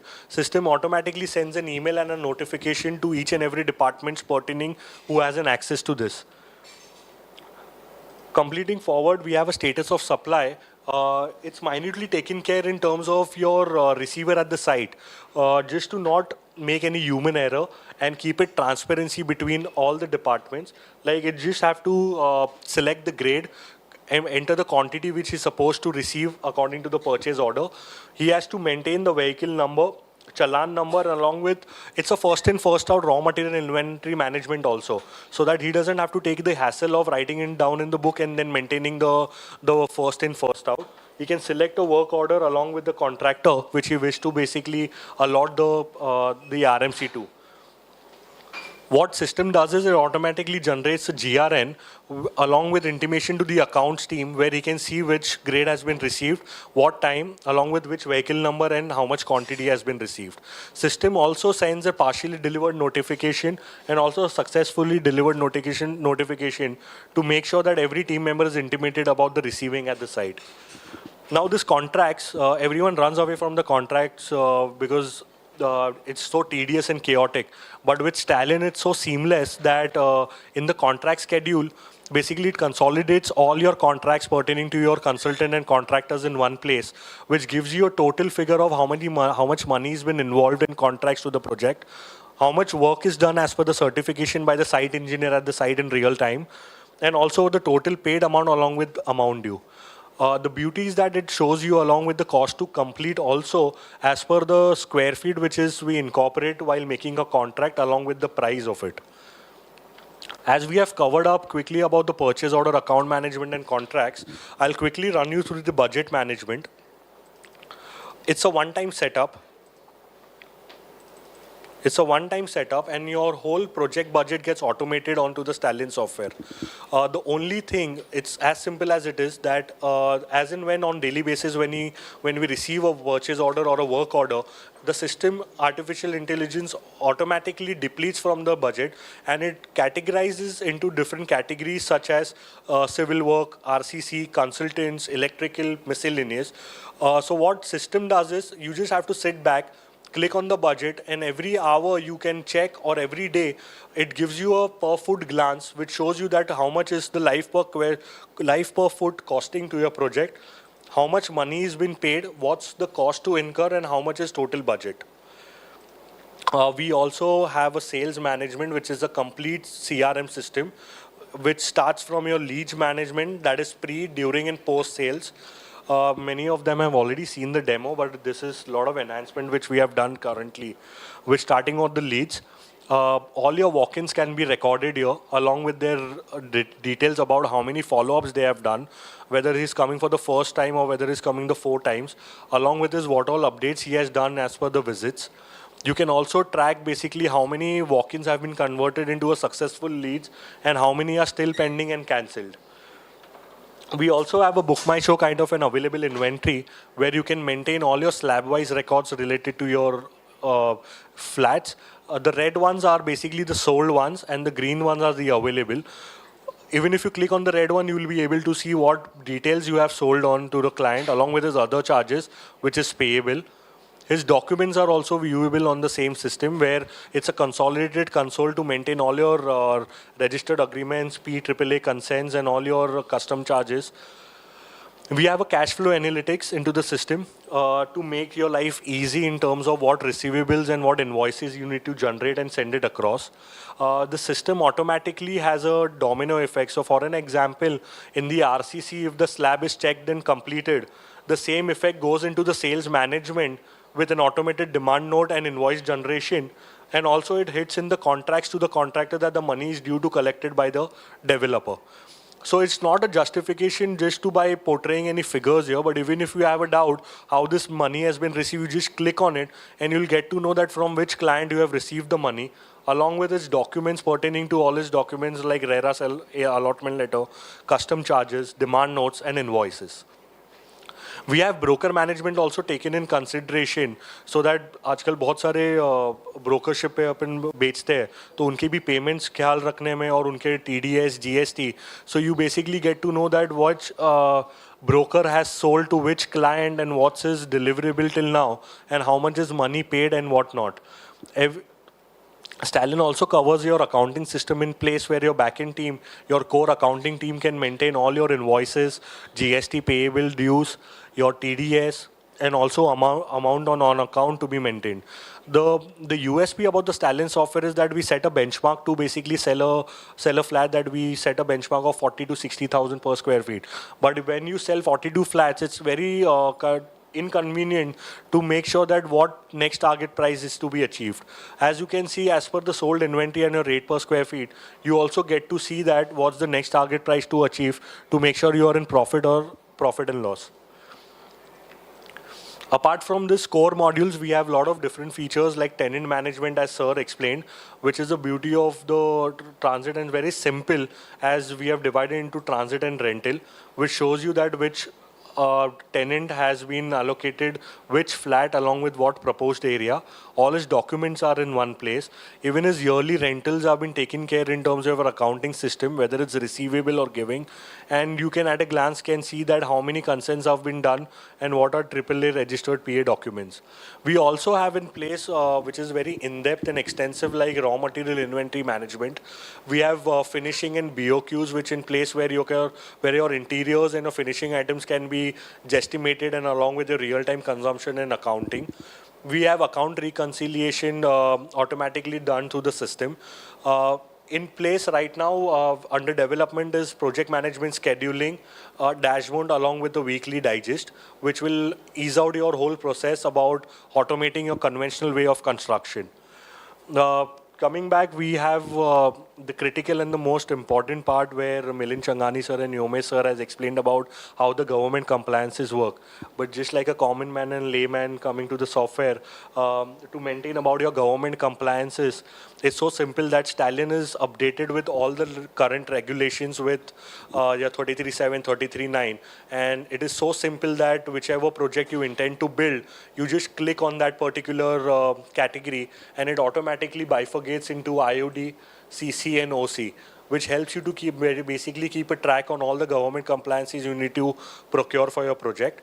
It also takes care of your expiry dates to keep a reminder for renewal of your government compliances, along with the remarks to basically intimate to your bosses or team members that what table it has reached and what's the latest update from the government entity. Also, there are different statuses which someone can mention, as if I change the status to in process, everyone gets notified along with the name of the color of the status gets changed. So it's a simplified government compliances what we have made to basically communicate seamlessly, and no person has to come back, scan a document or share on email or WhatsApp, and it stays forever till the project ends. So coming back, apart from this, I'll quickly run you through the project, like what we have in place right now. And I will take this opportunity to basically announce that next month we will be launching with our B2B marketplace called Builder. That's an e-cataloging system where we have tied up with 40,000 plus vendors pan-India basis. We have 25,000 active database users already using through our 3 verticals. Basically, that's the Real Link. That's the news app. We have Stallion as a construction management software, and the Builder app will be launched soon. So what Builder app does is basically, as the vendor logs in, he comes up with an e-cataloging system along with his best possible price. Stallion filters out as per the basis of location, credibility and price, and that's what we showcase to the developers when they purchase order, and we give a leverage to them basically to go into the market at free of cost instead of sitting in the office and depending on their purchase managers to choose a product. We provide a logistics support at free of cost for the first 6 months. Then we also provide a live tracking like how Zomato and Swiggy gives it to you, and basically a developer gets everything on their smartphone. He can sit on his chair and he can procure whichever building material he wants to from CP Sanitary, tiles, sand, RMC, cement, and he gets a competitive price rather than being dependent on a specified vendor which he's tending to. And these are the vendors like we have already been talking terms and tied up with majorly for 7 major categories which we'll be tying up with for the builder app. And these are the 3 verticals. So our team is relentlessly working towards making a strong ecosystem for real estate industry and making it more futuristic with all the 3 verticals, from construction management software as being the Stallion, Realink app, and the builder app for the marketplace. This is all I would like to sum up. Thank you so much for your time. Thanks, Rishabh. Truly futuristic. So I would just invite Milind sir and Yomesh sir to sit here and we'll just quickly take up questions. There are 2 questions which have come online, so I'll just pick them up first before moving. Sit or stand? Yeah, sit, please. This is a question by Kezar. I'm a member of the society in Borivali, which is going for redevelopment either in 33/7B and 33/20B or 33/11. My flat size is 110 square foot. What is my minimum entitlement? So that won't really change, right? The minimum entitlement doesn't really matter. It's just your negotiation with the developer. We have another question from Mohammad Fahad. Please let me know tenant incentive in 33/9 for plot below 4,000 square meter. So 33/9 by nature will not apply because the size is below 4,000 meter. So the size is 4,000 for city and 6,000 for suburbs. And we have one last question online, which is Siddharth Gupta. Under 33/722, which is the floating FSI, is it established that estate OTP will be 5% or will it be 30/50%? So for the clubbing FSI, they have kept it 5% right now. So 5% is established. We've got questions from Sanjay Damani ji. 3312 status, as there have been reports on developers misusing the regulations to their advantage. I think this is a settled issue. Clearly misuse is prerogative of the authorities which are sanctioning this. The system is... Sorry. The earlier question, I just want to add one thing. Yeah. You see the generating plot is paying at 30%, at the current actual rates. It is a receiving plot which is going to pay additional 5%. Correct. So 30 plus 30 is, so it's both separate actually. Both are separate. Yeah. So the generating plot is going to pay regular premium. It's the receiving plot which is paying additional 5% for using it on their scheme. Yeah, so I think I was just referring to this. There were, 3312 status has reports of developers misusing the regulations to their advantage. I think, it's the WhatsApp university and, irresponsible journalism which is, causing these questions. But clearly, it's a settled part. I think we have a new policy in place with regards to 3312. So the matter is quite settled really over there. 3311 SRA. Recently, an architect proposed an SRA building in a non-slum plot. Apparently, some developers have done the same, wherein they have handed over certain units to SRA within a 5-kilometer radius and have gotten benefit of the FSI. Our understanding earlier was that the plot needs to be slum encroached for us to gain that benefit. But the architect who presented such a proposal was confident that as long as we hand over the SRA component to the authorities or within 5-kilometer radius, we can take benefit of the same even in a non-slum encroached plot. The same for PAP 3320. Absolutely. Actually, 3311 is a very clear. It's on a vacant plot only, a non-encroached plot. So when you are developing a scheme under 3311, you want to have entire area as sale. Then obviously you'll have to provide your PTC in some other plot. Now that other plot can be another 3311 scheme or it can be a slum scheme also. It doesn't matter. Same thing in 3320B. when you propose to shift your AH and club it with some other plot. You can have your entire FSI as sale, but wherever your this thing of providing AH in your plot, you are giving it in some other plot. That some other plot can be any scheme. That is what is proposed even in 20B. So it's a very given thing. It's a fantastic scheme. So nothing to worry for the person who is making entire sale. You just have to see that the other guy hands over the AH and PTC. Clearly, I think, completion of the unit which is being handed over is more of an essence rather than, the other parts. Any questions from the audience? Milind bhai, as rightly you said, mezzanine floor is possible to get by way of paying premium. That will be considered as a part of FSI or otherwise? So mezzanine which are existing prior to 96 will be treated as rehab area, and you will get incentive on top of it also. So it is regularized by charging premium, and then it is treated as rehab area. And you are getting, suppose if somebody has 100 square feet on ground and 100 square feet as mezzanine, the rehab area is now 200 square feet. Okay. And if there is a huge project, redevelopment project, and we give it to the developer gives to the Mahada for concession, what way it is possible? Sorry, can you repeat the question? Any redevelopment project, bigger scale project, if developer wants to give for the development to Mahada, in any scheme it will be fit. Yeah. So MHADA does not take over private development schemes. It has got enough its own redevelopment schemes to do it if it wants to do. Your private schemes has to be done by you only. But MHADA has started taking private projects also. Yes. वो taking over का उनका separate. हाँ. But that redevelopment project MHADA doesn't take over. No way. Not yet.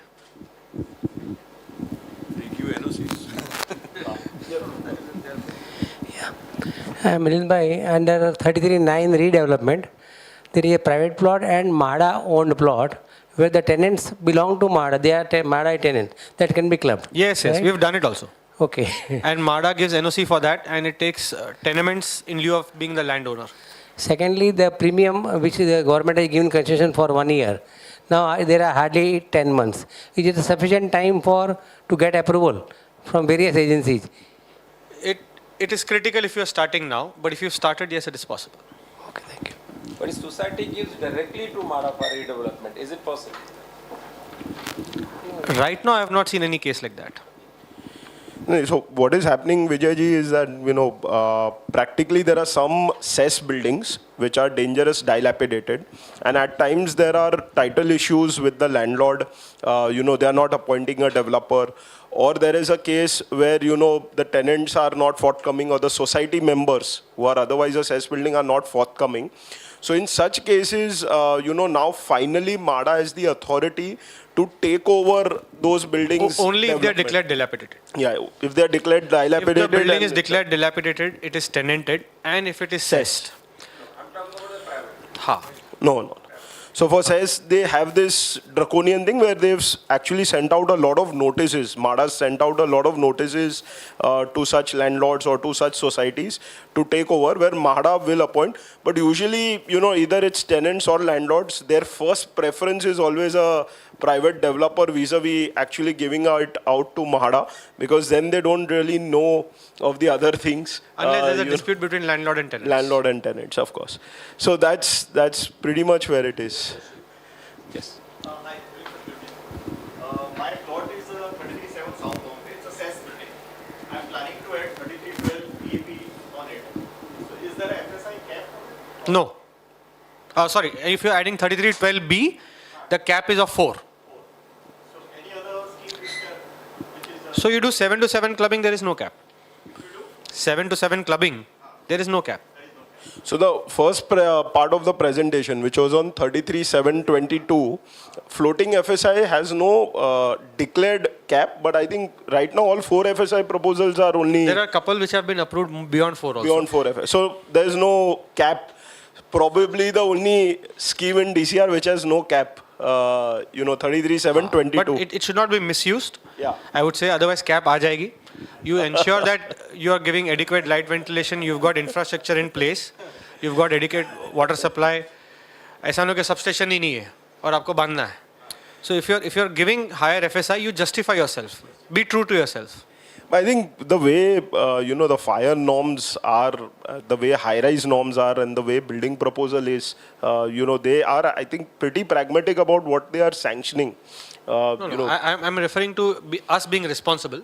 From the point, suppose आपको substation निकाल देना plot में से, लेकिन आपको unlimited FSI चाहिए. अभी बाजू के substation में उतनी नहीं है power capacity. Then you start planning for those things. Absolutely. You start planning for STPs if required, so that you don't put load on the. Be responsible. If you start being responsible, accusations will be less. If you start being irresponsible, there will be people who will feel activism to come into play, where they will feel that there is unlimited FSI and the city is already getting burdened with so much FSI, and your plot is adding to this particular ward or this particular locality, which cannot take the load. So justify yourself so that nobody can put a point of finger at you. Already an argument about imbalance of FSI in the city. That, the premium locations are getting much more attention and FSI is getting shifted. So there was, at the beginning of this regulation itself, there was this opposition, to the floating part. Luckily, it's, survived that part of the argument. Interestingly, Hyderabad has unlimited FSI, but still only city probably which has unlimited FSI in India. But still, I think approximately 7 to 9 is where the range is where they are consuming the FSI. So even there with unlimited, it's not going in double digits really in Hyderabad. I'm actually coming up with a book on FSI, so which ideal to pre-launch it on that discussion. So next month there'll be a book on FSI from my side, where interestingly we've observed all these states and how they are looking at this whole FSI question. Yeah, any more? Yes. So I have one, basically I have a plot which is 2,000 square meter, and that's already under construction. 4,000. Now if I amalgamate this and will that affect the OC of my ongoing project for completion of Mahara? So you have to understand, in cluster redevelopment, if you want the benefit of the entire rehab area for the complete 6,000 meters, the building has to be 30 years old. If you take OC, the building date starts from there. So you can't take OC. You have to first convert the scheme under 33(9), because your earlier redevelopment scheme must be having an older building more than 30 years old. Approve the scheme and then take the part OC. Meet Milind sir personally. After the approval of the CDS. If you, हाँ, अगर आप पहले part OC ले लेंगे, तो मेरे लिए वो बिल्डिंग का एज आज से गिना जाएगा. तो 1 साल का बिल्डिंग हुआ, 30 years का हुआ ही नहीं, तो it doesn't become part of cluster. These are technical legalities. So you'll have to first convert the scheme into CDS and then take OC. So, and last 1 or 2 questions, if any. So 33(9) के अंदर जो minimum FSI है for commerciality 20.9, उसके ऊपर क्या है अभी? नहीं, मिनिमम एक्चुअली वो DCPR में और मॉडिफिकेशन में ऐसा लिखा है कि minimum should be 20.9, but that's not the interpretation of the department. Department is saying that it's a typographical error. The minimum area will be what is occupied by the non-residential tenement. So if somebody is having only 2 square meter ka gala, 4 square meter ka gala, he does not have to be given 20.90. BMC does not accept that. It has to be given what is occupied by him. Incentive will not be available also. Incentive will be on the area that you're giving him.